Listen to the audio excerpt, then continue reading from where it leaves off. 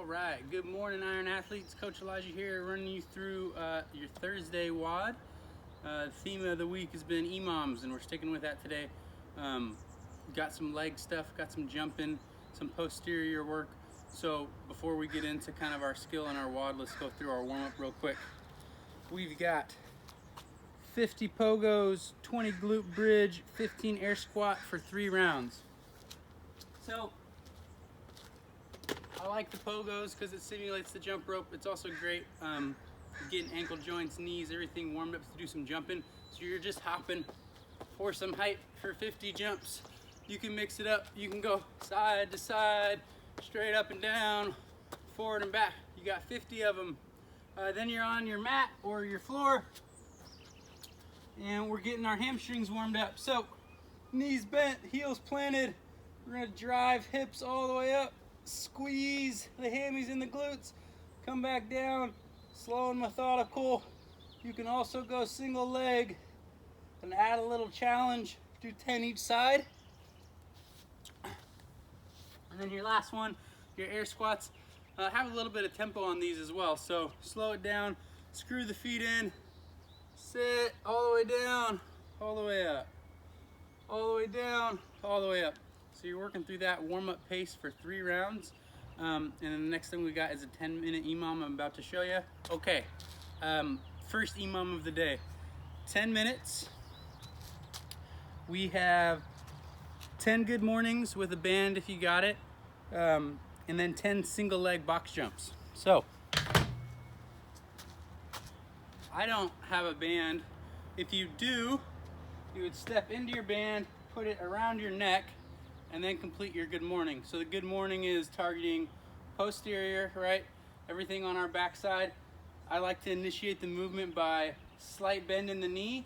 I lock them in there, and then I'm just taking my hips and I'm gonna reach back, get a really good stretch on the hamstrings, and then drive hips through with a little bit of speed. Reach back, slight bend in the knees, drive hips through. So another way you could do that is you could grab a weight, a bag, anything that you have, hold it tight to your chest, goblet style. And you could do that same thing to add a little bit of load and stand tall. Your next move, the single leg box jump. A lot more difficult than a normal box jump. You're not gonna be able to jump as high. I don't have any boxes, but I do have a couple plates that I can stack up. So, when you're setting up for your single leg, starting on one foot, we're gonna use arms, right? So as I load up and I reach my hips back, my arms go back, and then I'm gonna throw my hands as I jump, land, step back down, restart. If you don't have anything that's the correct height for your jump, you can do just a tuck jump, single leg without anything. So just on the ground, same idea, hands reach back, jump, land, jump, land.